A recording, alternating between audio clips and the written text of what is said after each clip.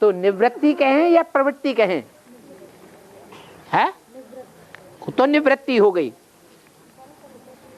क्योंकि God is one हो गया। मैं आता हूं, मैं भगवान हूं, तो भगवान आकर क्या बनाता है? भगवान भगवती बनाता है।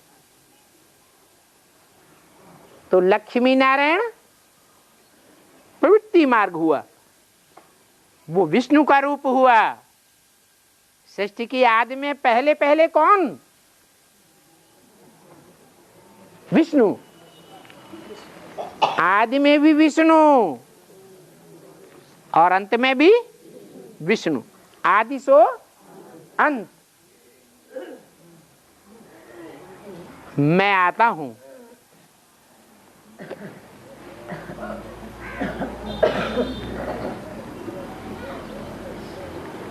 तो मैं आत्मा, सुप्रीम सोल, मेरी आत्मा का नाम शिव है।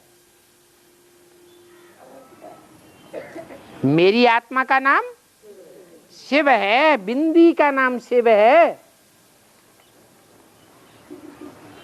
और कोई का नाम शिव नहीं है। कोई आत्मा ऐसी नहीं है जो सदाकाल शिव अर्थात कल्याणकारी हो। कोई है? नहीं है। फिर मैं आत्मा शिव और मेरा बच्चा, उसको शिव कहें? है? नहीं कह सकते। क्यों? क्योंकि जब मैं आता हूं, उस मुकर्रर में प्रवेश करता हूं, तो लंबे समय के पुरुषार्थ के बाद वो मेरा बच्चा बाप समान बनता है। अर्थात क्या बनता है? कल्याणकारी बनता है। मैं शिव तो मेरा बच्चा भी शिव बनता है, माने पहले नहीं था। वो सदा काल के लिए शिव नहीं है। मैं सदा काल के लिए शिव हूं। मैं जिसमें प्रवेश करता हूं वो भी शिव स्टेज को प्राप्त करता है पहले पहले। इसलिए शिव शंकर मिलाकर एक कर दिया गया है। तो मेरा वो रूप पूजा जाता है, उसको शंकर की मूर्ति नहीं कहेंगे। क्या कहेंगे? शिवलिंग। लिंग बड़ा होता है या बिंदु बड़ा होता है? लिंग बड़ा रूप है और बिंदु छोटा रूप है। मैं छोटे से छोटा, महीन ते महीन, मेरे से जास्ती महीन कोई हो नहीं सकता। वो मैं शिव हूं। और जो बड़े ते बड़ा,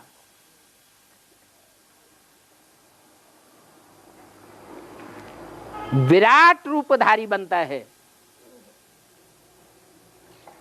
भक्ति मार्ग में विराट का चित्र में क्या दिखाया गया? देवताएं भी दिखाए, राक्षस भी दिखाए, जानवर भी दिखाए, माना सारा संसार उस विराट में भरा हुआ है। जैसे कि मनुष्य सृष्टि का बीज है,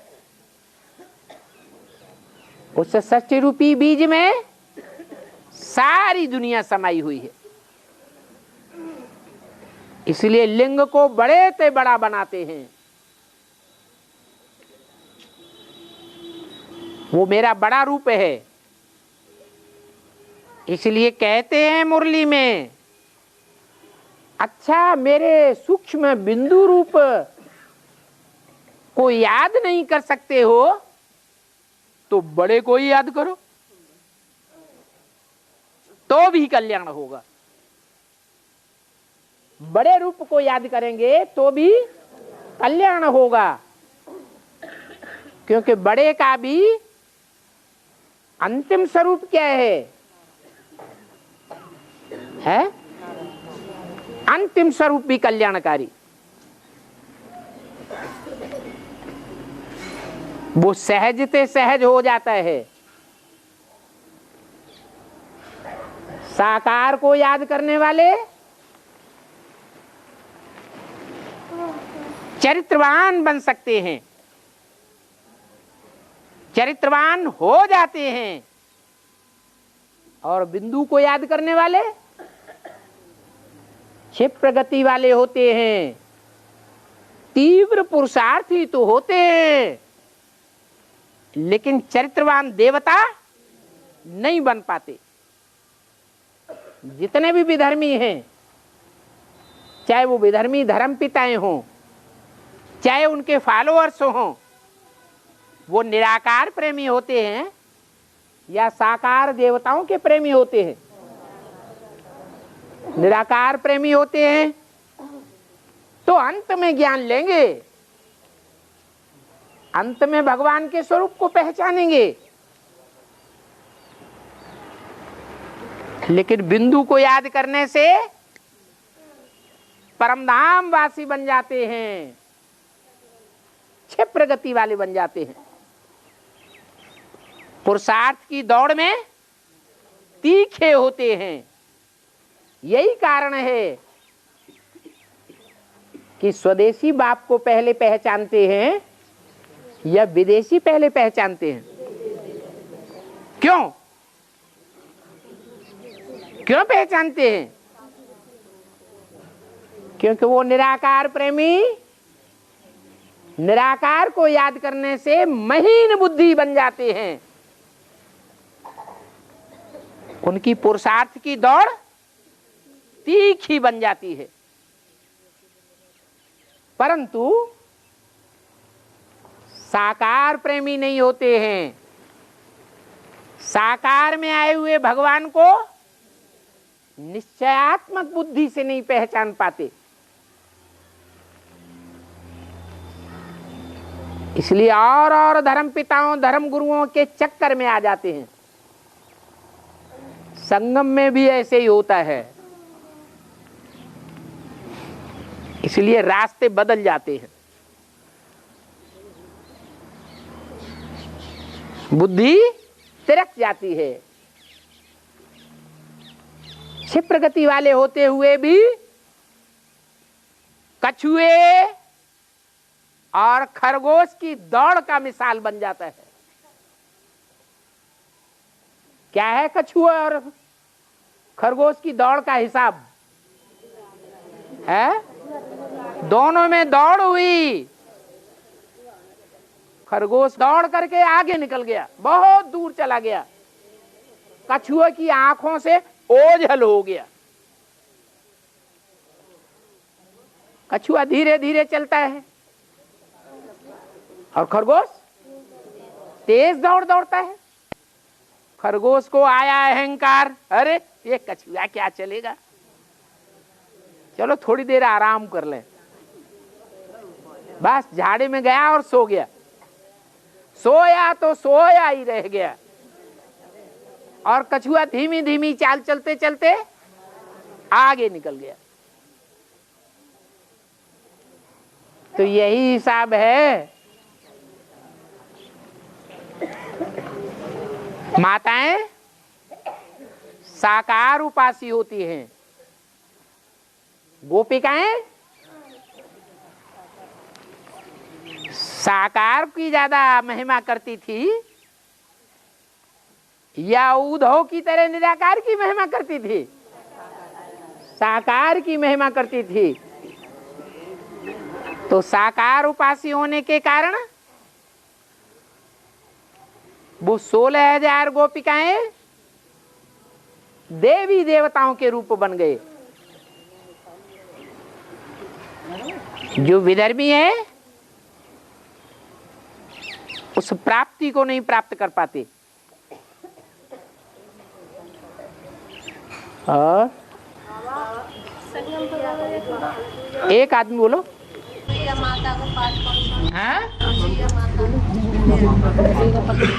वही बातें बार बार पूछते हैं तो बाबा समझ जाते हैं ये मुरली रोज सुनते ही नहीं।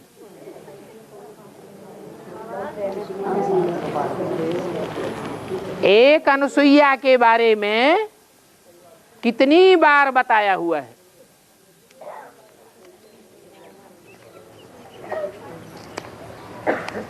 एडवांस ब्राह्मणों की दुनिया में 4 युगों की शूटिंग का हिसाब 2004 में पूरा हुआ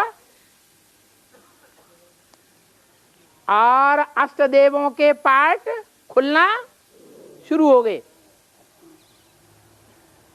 तो 2005 से बताते चले आ रहे हैं। फिर वही बात बार बार।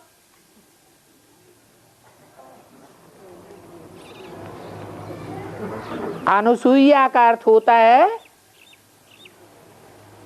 असूया अर्थात ईर्ष्या देश। अनुसूया माना ईर्ष्या देश से परे।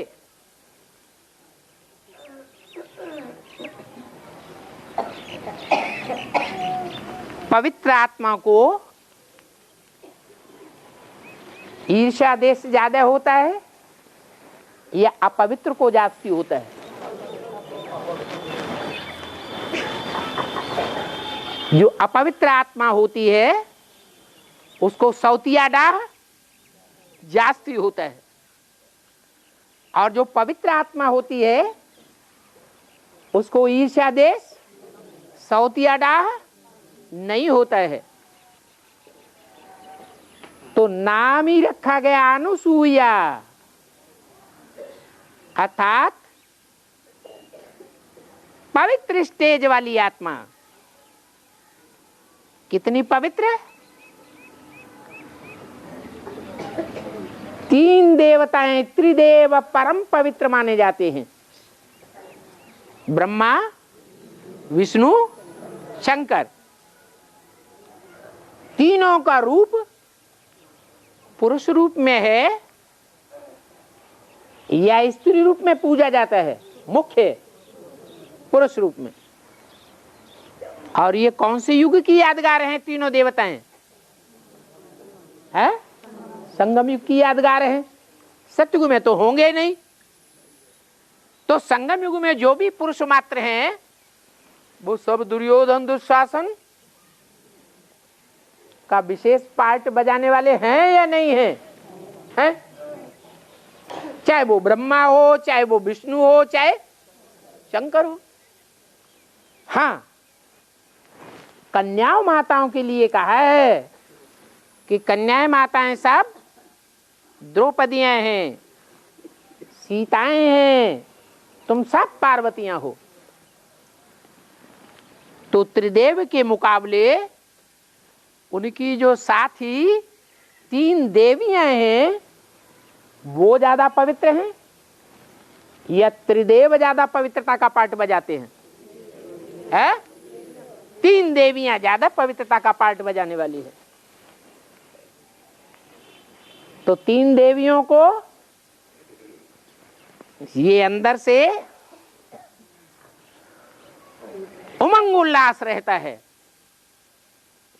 कि संसार में 33 करोड़ देवताएं उच्च माने जाते हैं। उन 33 करोड़ देवताओं में भी 3 देवताएं मुख्य हैं और हम उनकी सहयोगिनी शक्तियां हैं। जब तक हम उनको सहयोग नहीं देंगे वो आत्माएं त्रिदेव भी पवित्र नहीं बन सकते। कितना उमंग उत्साह रहता है पवित्रता का। परंतु वो तीनों ही देवियां रुद्रमाला के मणके हैं। राइटियस मणके हैं या नहीं है? है? विजयमाला के मणके हैं इसलिए राइटियस हैं। और रुद्रमाला में भी अगर है जगदम्बा सरस्वती तो राइटियस है या लेफ्टिस्ट है? लेफ्टिस्ट है, राइटियस तो नहीं कहेंगे।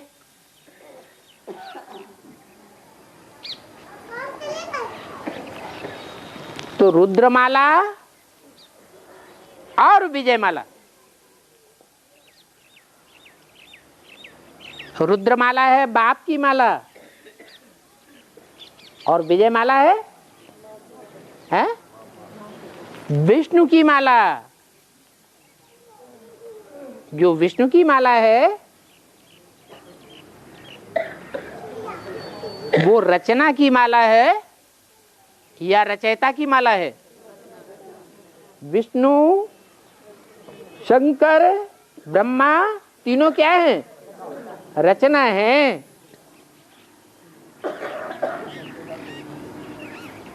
रचयिता में ज्यादा ताकत होती है या रचना में ज्यादा ताकत होती है? रचयिता में ज्यादा ताकत होती है। इसलिए रुद्रमाला के जो मणके हैं उनमें भी दो प्रकार के हैं, एक राइटियस, एक लेफ्टिस्ट। लेफ्टिस्ट का मूल है जगदम्बा और राइटियस मणकों का मूल है जगत पिता। तो जो राइटियस रुद्रमाला के मणके हैं उनमें जगत पिता की तो बात छोड़ दो, क्योंकि वो तो मुकर्रर रथ है, उसमें कौन प्रवेश करता है? शिव बाप एवर प्योर प्रवेश करता है।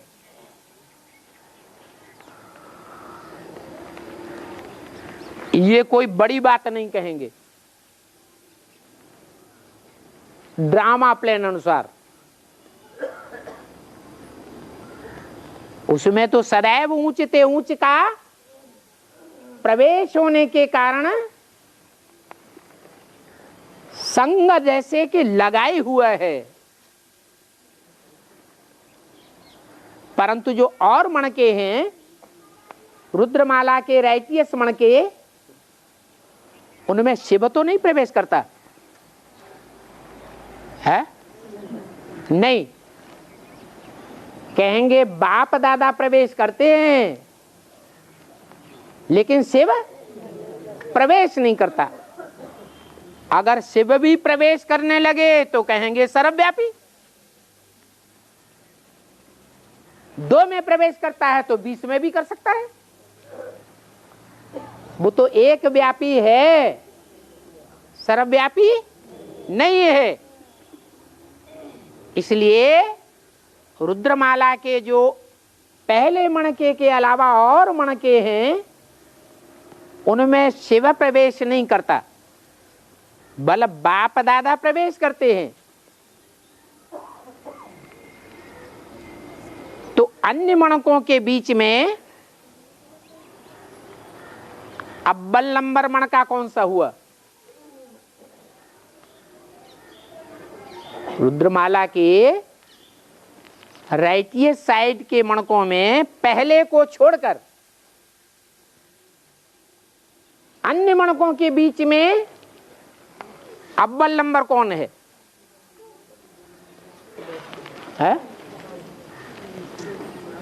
अरे जो पहले 12 हैं वो कौन से वंश के हैं? सूर्यवंशी हैं। उन 12 में पहला तो हो गया सूर्य, जिसके लिए बोला गया है शास्त्रों में भी, मैं आता हूं तो पहले पहले किसको ज्ञान देता हूं? सूर्य को ज्ञान देता हूं। तो वो हुआ सूर्य, उसकी बात छोड़ दो। उसके बाद जो और मणके हैं राइटियस साइड के, उनमें अव्वल नंबर कौन है? जिसको कहा गया काशी, काश्य शब्द से बनता है काशी। काश्य माने तेज, काशी माने तेज का पुंज स्थान।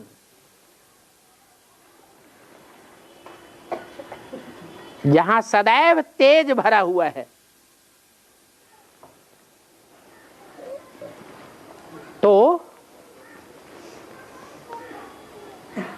शिव शंकर भोलेनाथ की प्यारी नगरी संसार में कौन सी गाई हुई है? काशी नगरी। दिल्ली नहीं गाई हुई है। दिल्ली नगरी तो ऐसी गोद है जिसकी गोद में हिंदू, मुसलमान, सिख, ईसाई सब समाये हुए हैं, सब की प्यारी है। लेकिन काशी नगरी किसकी प्यारी है? शिव शंकर भोलेनाथ की प्यारी नगरी है। तो वो सदैव वो मणका बाप के साथ रहने वाला है। संगम युग में भी साथी और 84 जन्मों में भी साथी। हाँ, आखिरी जन्म में तो सांप जाकर के माया के बन जाते हैं। कोई बचता है? माया किसी को छोड़ती नहीं। तो सूर्यवंश के बाद अगला नंबर कौन से वंश का आता है? चंद्रवंश। तो जो दूसरा मणका है रुद्रमाला का, वो अंतिम जन्म में जाकर के चंद्रवंशियों के अधीन हो जाता है। माया उसको भी घसीट लेती है, सदैव बाप का बनकर नहीं रहने देती। परंतु फिर भी कहेंगे जो अष्टदेव सदैव बाप के साथी हैं, जन्म जन्मांतर के साथी हैं, उनमें वो काशी नगरी विशेष गाई हुई है। इसलिए काशी के लिए गायन है कि हिरण्याक्ष राक्षस जब सारी पृथ्वी को पतन के गर्त पाताल में लिए जा रहा था, ले गया था, तो काशी नगरी उस पतन के गर्त में जाने से छिटक गई। इसलिए भक्ति मार्ग में अभी तक भी गायन है, जो काशी में जाकर के मरेगा वो अमर हो जाएगा, स्वर्गवासी बनेगा।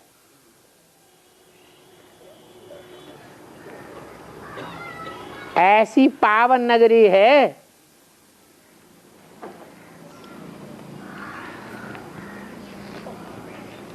पावन नगरी सभी की प्यारी है। आज प्यारी नहीं भी है तो कल प्यारी बन जाएगी, क्योंकि जो भगवान का प्यारा वो सबका प्यारा होना है।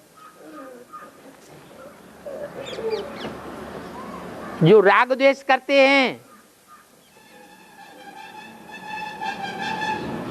उनका दिल दूसरों से नहीं मिलता है। जो किसी से राग द्वेष करे ही नहीं तो उसका दिल सबसे मिलेगा। दिल को दिल से राहत होती है। इसलिए उस संबंध का नाम परदादी दिया है। दादी नहीं, क्या नाम?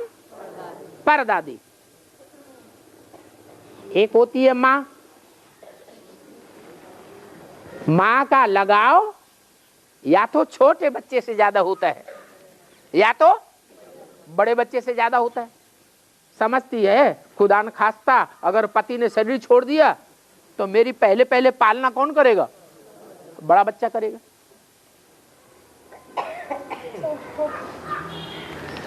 बड़ा बच्चा बड़ा हो गया, बुद्धि में बड़ा हो गया, शारीरिक बल में बड़ा हो गया, वो तो ज्यादा कमाई कर लेगा, ज्यादा धनवान ज्यादा ताकतवर बन जाएगा। छोटा बच्चा तो अभी बाद में पैदा हुआ, ये तो वारसदार बाद में बनेगा। पता नहीं बड़े भाइयों ने उसको प्रॉपर्टी दी या न दी। तो माता का मोह या तो छोटे में ज्यादा होता है या बड़े में जास्ती होता है। तो यहां भी ऐसे ही है।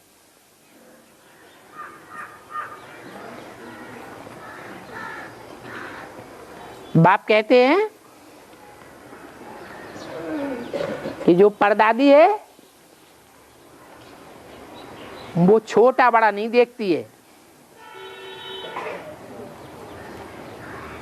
दादी के लिए भी पौत्रे सब बराबर बराबर देखने में आते हैं, तो परदादी के लिए तो और ज्यादा बराबर है।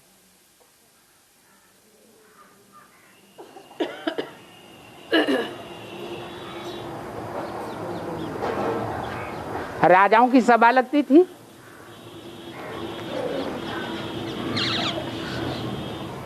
लक्ष्मी को माता कहा जाता है। लक्ष्मी नारायण के साथ बैठती है और महालक्ष्मी वो तो लक्ष्मी की जैसे सास हो गई। तो ऊंची गद्दी पे बैठती है या नीचे बैठती है? ऊंची गद्दी पे बैठती है। और सास की भी जो सास होगी उसकी तो और ऊंची गद्दी हो गई।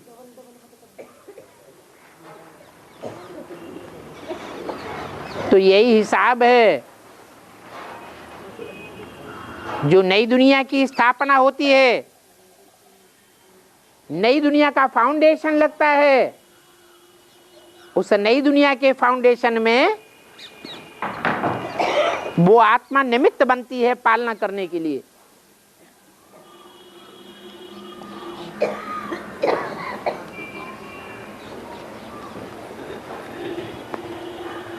शंकर की दो पत्नियां दिखाई जाती हैं,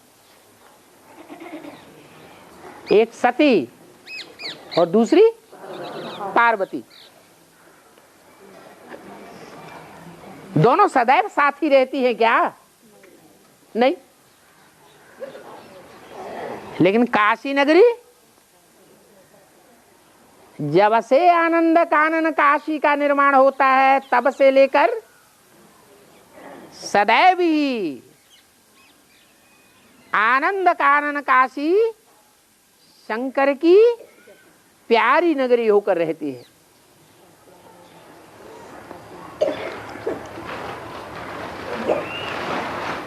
तो नाम पड़ता है अनुसुईया। परदादी का कोई बच्चे से राग द्वेष नहीं होता है। हाँ। में बताया गया पूर्व पश्चिम उत्तर दक्षिण 14 काल फेरे। हाँ। उसका क्लियर करके बताइए। है? उसका क्लियर करके बताइए, समझ में नहीं आई। जब ज्ञान की बाढ़ आवेगी सारी दुनिया में, ज्ञान को जल कहा जाता है, तो सारी दुनिया में जब पानी की बाढ़ आवेगी, कैसे आवेगी?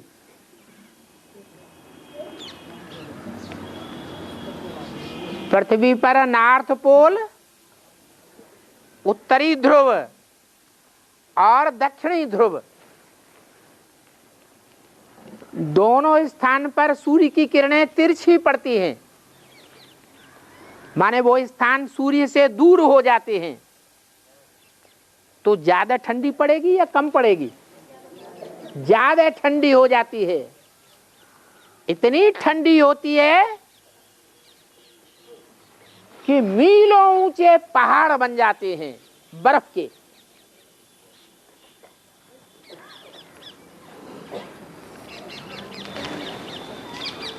जब विनाश होता है तो पृथ्वी का टेम्परेचर बढ़ेगा या घटेगा? क्यों बढ़ेगा?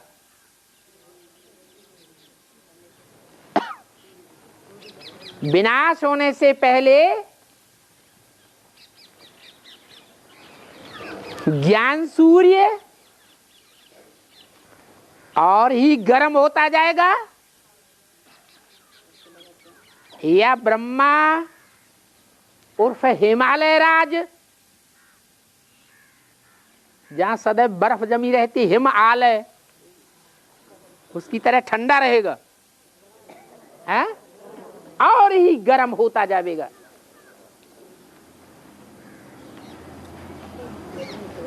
इतना गर्म होगा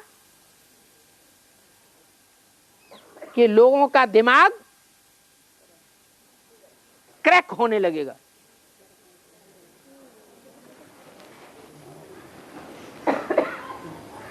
फैसला नहीं कर पाएंगे, हार्ट फेल होने लगेंगे।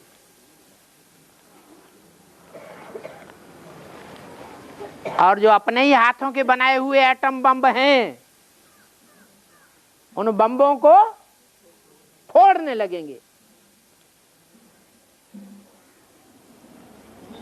तो पृथ्वी का वायुमंडल सीमा से ज्यादा गर्म हो जाएगा। अभी भी होता जा रहा है। अभी भी वैज्ञानिकों का कहना है कि उत्तरी ध्रुव और दक्षिणी ध्रुव पर जो पहाड़ हैं वो फटने लगे हैं। एटम बमों की मार से वो पहाड़ टूट टूट करके समंदर में आ जाएंगे तैरते हुए। तो समंदर का जल ऊपर जाएगा या नीचे जाएगा? स्तर बढ़ जाएगा। जो बाबा कहते हैं ये बंबई नगरी डूब जाएगी। बंबई माया की नगरी है हिंदुस्तान के अंदर। इसी तरह दुनिया के हिसाब से अमेरिका माया नगरी है। जैसे बंबई में धन संपत्ति बहुत ज्यादा है, वैसे ही दुनिया के हिसाब से कौन से देश में धन संपत्ति ज्यादा है? अमेरिका। जिसके लिए बाप दादा कहते हैं मेरे का आओ, तुम मेरे हो क्या या माया के हो? तो अमेरिका वाले ज्यादा माया के बने हुए हैं या भगवान बाप के बने हुए हैं? माया के बने हुए। वो मायावी देश न सृष्टि के आदि काल में इस दुनिया में मौजूद थे और न अंत काल में मौजूद रहेंगे। वो चाहे बंबई हो या अमेरिका, अफ्रीका, यूरोप, ऑस्ट्रेलिया आदि हो, वो पहले भी समुद्र के गर्त में समा गए थे।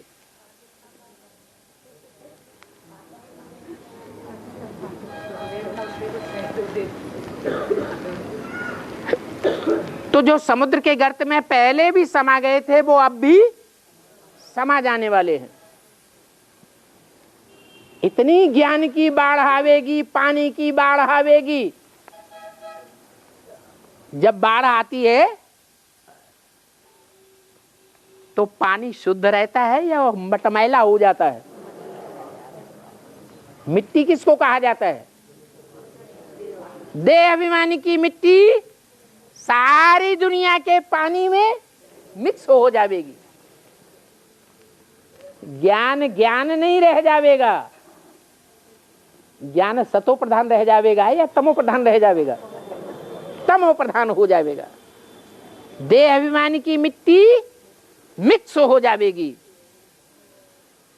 तो जीव जंतु मरेंगे या जिंदा रहेंगे? मरेंगे। इसलिए बोला चाहे पश्चिम में अमेरिका हो, चाहे पूर्व के जापान और ऑस्ट्रेलिया हो, चाहे उत्तर के यूरोपीय देश हो, चाहे दक्षिण का अफ्रीका अरब देश हो, पूरा पश्चिम उत्तर दक्षिण चाहों दिश काल फिरे, काल के गाल में सारी दुनिया समाती चली जाएगी। इसलिए शास्त्रों में लिख दिया जलमयी हो गई। क्या? सारी सृष्टि पर जलमयी हो गई। आज के कवियों को भी वो सात्विक भावना आदि काल की याद आ जाती है।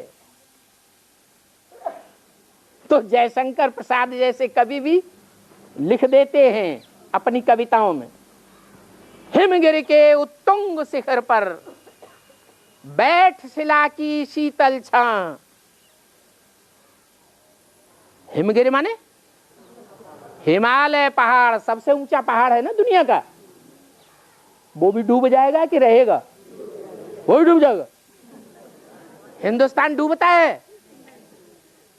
हिंदुस्तान अविनाशी देश है। भारत देश या विनाशी देश है? अविनाशी देश है। दुनिया के सबसे पहाड़ों में सबसे ऊंचा पहाड़ हिमालय पहाड़ है। तो बोला हिमगिरि माने हिमालय पहाड़ की ऊंची चोटी पर। हिमालय पहाड़ की सबसे ऊंची चोटी कौन सी है? एवरेस्ट। जैसे शिव बाबा के लिए कहते हैं एवर प्योर, उससे ज्यादा प्योर कोई है ही नहीं। ऐसे ही सबसे श्रेष्ठ सभ्यता पूर्वी सभ्यता है। ईस्ट माने पूरब। उसकी जो सबसे ऊंची चोटी है पूर्वी सभ्यता की, उसकी यादगार है एवरेस्ट। हिमालय के उत्तरी भाग में खड़ी हुई है। उस उत्तुंग शिखर माने चोटी पर, वो चोटी का ब्राह्मण बैठ के देखता है क्या कि सारी दुनिया जलमयी हो गई, सब डूब मरे। क्या पहले स्थूल में डूब मरे या सूक्ष्म में डूब मरे? पहले तो सूक्ष्म में डूब मरे। देह अभिमानी की मिट्टी बढ़ेगी, आंखों से अंधे हो जाएंगे, सिवाय देह के और कुछ दिखाई नहीं पड़ेगा, उसी में बूढ़ जाएंगे। हिरण्याक्ष राक्षस सबको कहां ले जाएगा? उसे गड्ढे में गिरा देगा। तो वो एक पुरुष भीगे नैनों से सारी दुनिया के ऊपर विश्व का राज्य करने वाला, और सारी दुनिया डूब मरे। राज्य भी कैसा? वसुधैव कुटुंबकम। सारी वसुधा, सारी दुनिया के लोग जिसके कुटुंब के भांति बन जाते हैं, सब उसे पहचानते हैं, ये मेरा आदि पुरुष आदि पिता है। जैसे बाप के बच्चे होते हैं अनेक, तो छोटे बड़े सभी बच्चे बाप की दुकान को, बाप के धंधे को किसका धंधा समझते हैं? अपना धंधा समझते हैं। विश्व कल्याण के धंधे को सारी दुनिया किसका धंधा समझेगी? अपना और अपने बाप का धंधा समझेगी। ऐसी आत्माएं उस षष्ठ रूपी मनुष्य के पिता के पुत्र के समान होती है, और वो सब अनिश्चय बुद्धि हो जाएं, सूक्ष्म मृत्यु हो जाए और बाद में स्थूल मृत्यु भी होगी। स्थूल जल में भी दो बोड़म बोड़ होंगे, तो उसके दिल को कैसा लगेगा।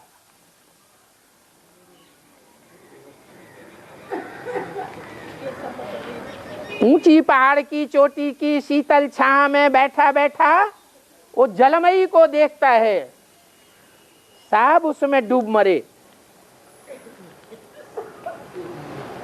एक पुरुष भीगे नैनों से देख रहा था प्रबल प्रवाह।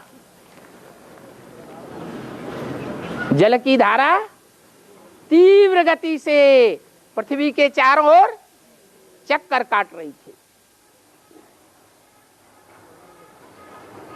कृष्ण के लिए भी कहते हैं कि जब उनका अंतिम टाइम आया तो कोई भी उनके पास नहीं था, अकेले ही शरीर छोड़ा।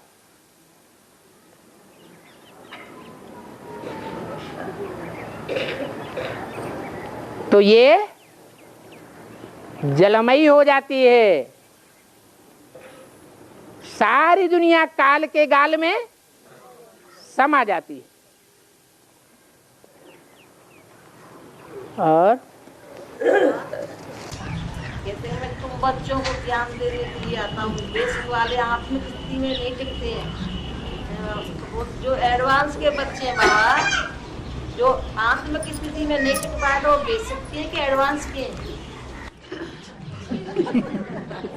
पहली पहली पढ़ाई क्या है? बाप आते हैं तो पहले पहले क्या परिचय देते हैं, क्या बताते हैं? माता को बताने दो। हाँ, क्या बताते हैं? तुम आत्मा हो। तो पहली पहली पढ़ाई जो पढ़ाते हैं वो पढ़ाई पढ़ेंगे, वो आगे बढ़ेंगे, या जो पहली पढ़ाई ही नहीं पढ़ेंगे वो आगे बढ़ेंगे? पहली पहली पढ़ाई जो पढ़ते हैं, मैं आत्मा रूपी सुई और मेरे 63 जन्म की सुई के ऊपर जो कट चढ़ी हुई है विकारों की, वो आत्मा समझते समझते कट उतरती है। जो ये प्रैक्टिस करते हैं वो एडवांस के कहे जाते हैं। वो आगे बढ़ गए। एडवांस माने आगे जाना। जिनकी कट उतरती है वो ही डायरेक्ट बाप से सीखते हैं। जिनकी कट उतरती नहीं वो डायरेक्ट आए हुए बाप को पहचानते ही नहीं। वो अम्मा के रूप में आए हुए को पहचानते हैं, डायरेक्ट बाप को नहीं पहचानते। बच्चा पैदा होता है, बच्चा मां को जानता है पहले या बाप को जानता है? ऐसे यहां भी सारी सृष्टि ब्रह्मा के बच्चे, खासकर ब्राह्मणों की सृष्टि, उसमें भी कोई छोटे कोई बड़े होंगे या नहीं होंगे?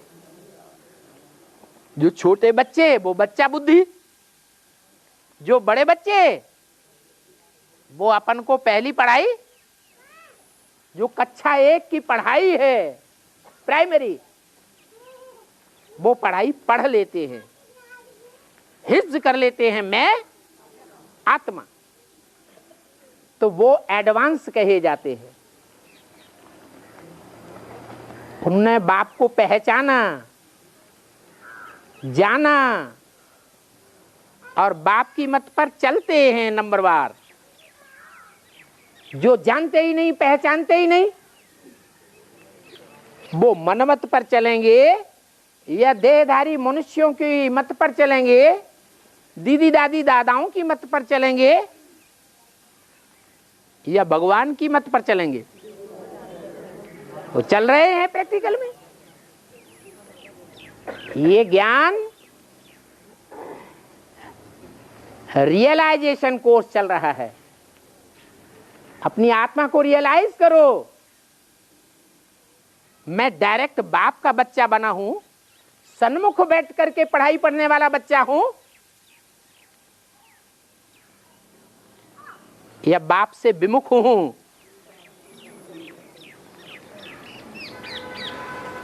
बाप से डायरेक्ट पढ़ाई पढ़ने वाला बच्चा नहीं बना हूं तो गोया बाप को नहीं पहचाना,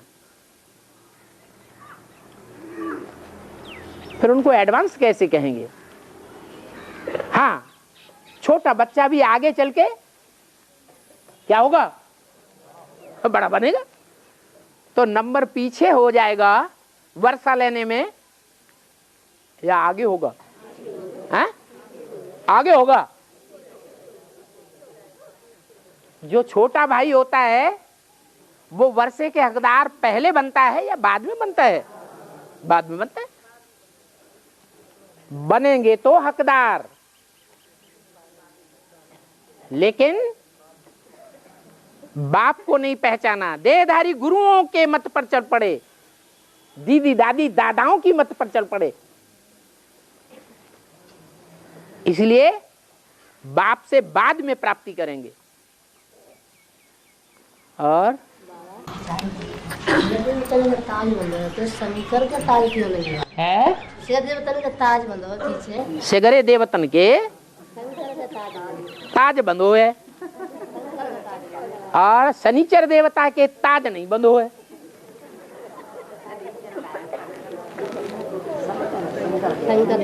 जिन्होंने शंकर या शनिचर,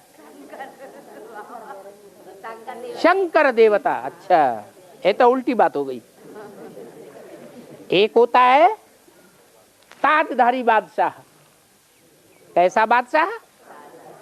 ताजधारी बादशाह, जिसको ताज लगा हुआ है। कौन सा ताज है? यहां ब्राह्मणों की दुनिया में बाबा ने कौन सा ताज दिया? कौन सा ताज है? जिम्मेवारी का ताज। कौन सी बड़े से बड़ी जिम्मेवारी है? पहली पहली बड़े से बड़ी जिम्मेवारी कौन सी है? हर एक आत्मा की, देवता बनने वाले की, पवित्रता का ताज धारण करना। क्या साधु संत महात्माएं होते हैं, उनको और मनुष्यों के मुकाबले पवित्र कहेंगे या अपवित्र कहेंगे? है क्या? पवित्र कहेंगे।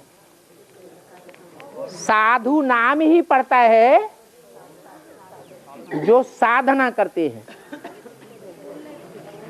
इंद्रियों को साध लेते हैं। क्या? इंद्रियों को साध लेते हैं। ब्राह्मण परिवार में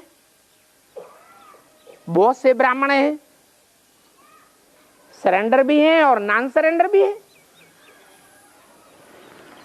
यज्ञ की कोई जिम्मेवारी सौंपी गई, मान लो रसोई घर उनको सौंपा गया संभालने के लिए।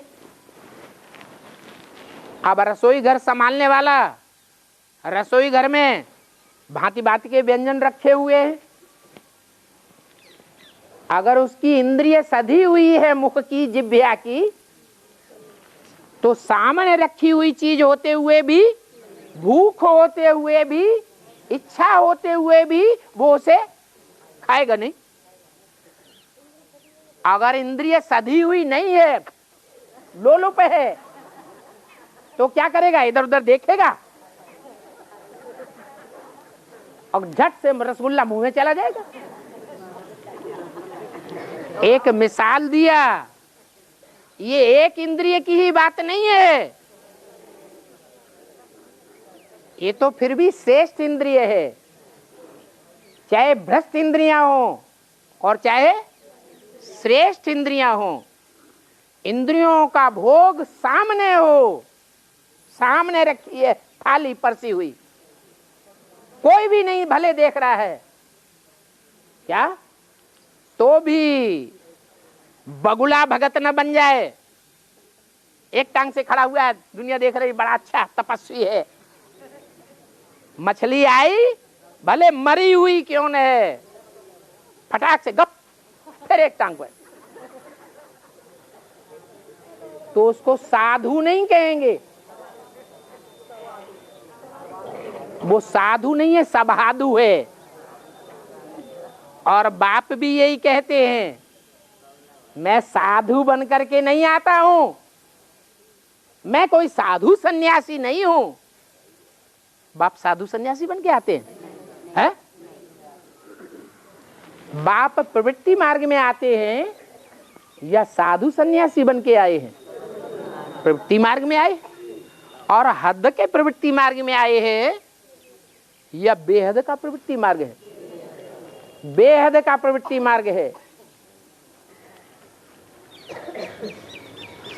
इस बेहद के प्रवृत्ति मार्ग में बच्चे भी हैं, बच्चियां भी हैं।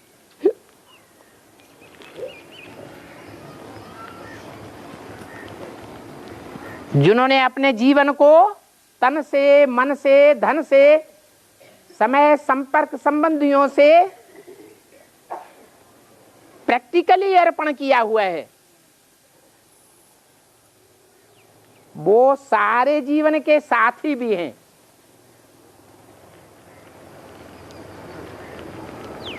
छोटी छोटी उम्र वाली बच्चियां भी हैं, समान उम्र वाले भी हैं, माताएं भी हैं।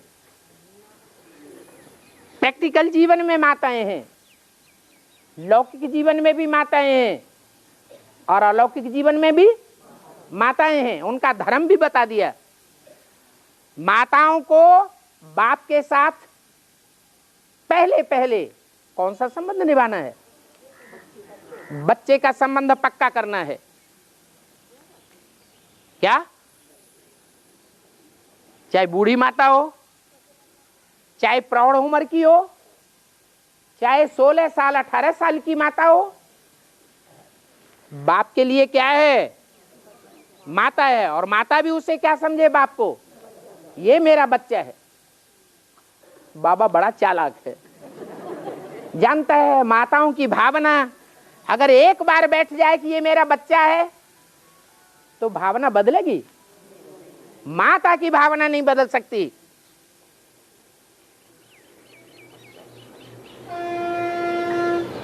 बेटी माया बेटी बन सकती है। क्या? बेटी और बाप का संबंध, उसमें माया बीच में आ सकती है, आती है आज की दुनिया में खास। लेकिन माता और बच्चे का संबंध कभी खराब नहीं होने देती माता। बच्चा राक्षस भले बने, लेकिन माता कुमाता न भवति। तो ऐसे पारिवारिक सर्व संबंध निभाने के लिए बाप ब्राह्मणों की दुनिया के बीच में आया हुआ है। तो सब तरह के संबंध निभाता है या एक ही संबंध निभाता है? सब तरह के संबंध निभाता है।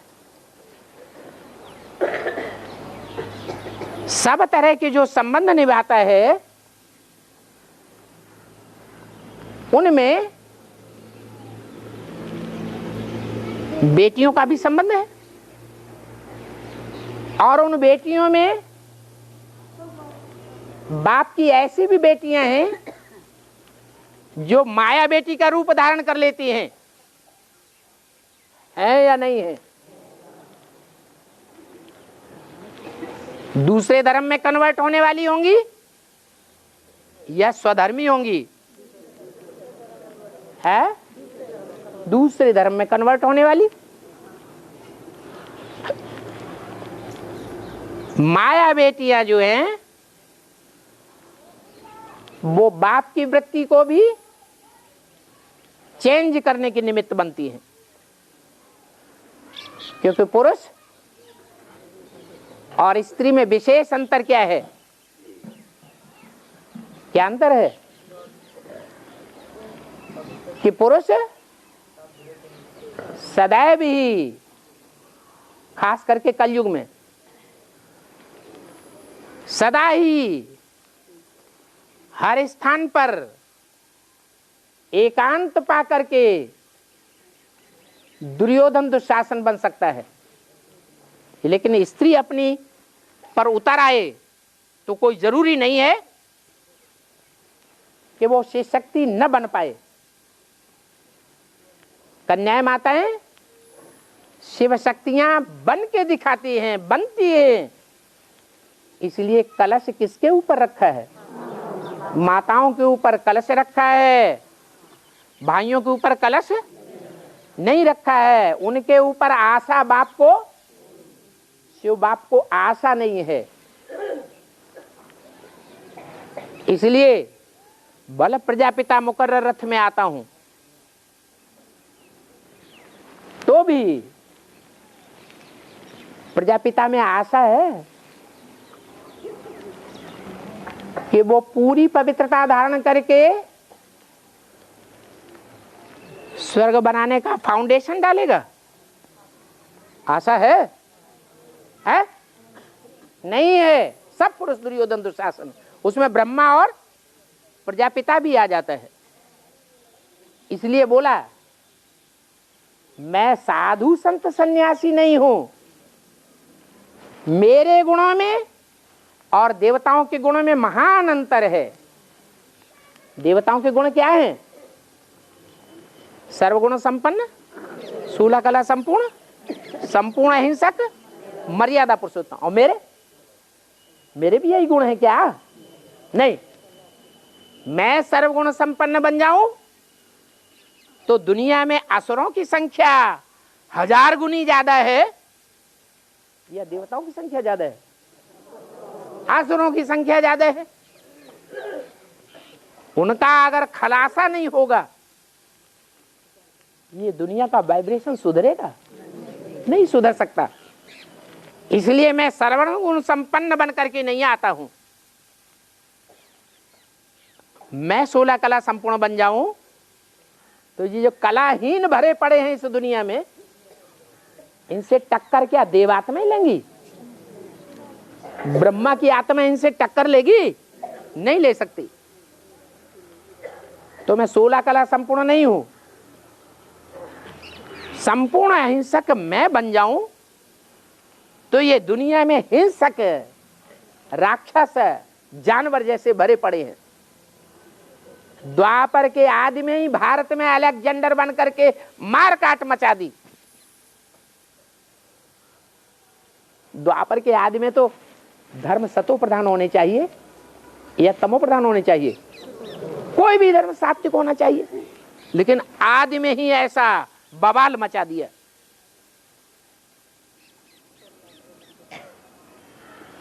तो ऐसे असुरों को ठिकाने लगाने वाला कौन है? कोई भी नहीं है। इसलिए बोलते हैं बच्चे तुम्हारा बाप आया हुआ है। क्या बाप आया हुआ माने? बड़े से बड़ा दुनिया का असुर क्यों न हो, उसका भी बाप आया हुआ है। तो मैं कोई साधु संत महात्मा नहीं हूं। मैं तो हर युग में, चाहे वो सतयुग हो, पवित्र प्रवृत्ति मार्ग वाला युग, और चाहे वो कलयुग हो, अपवित्र प्रवृत्ति मार्ग वाला युग, दोनों में प्रवृत्ति मार्ग वाला बनकर के रहता हूं या निवृत्ति मार्ग वाला बन के रहता हूं? है प्रवृत्ति मार्ग वाला हूं। ओम शांति।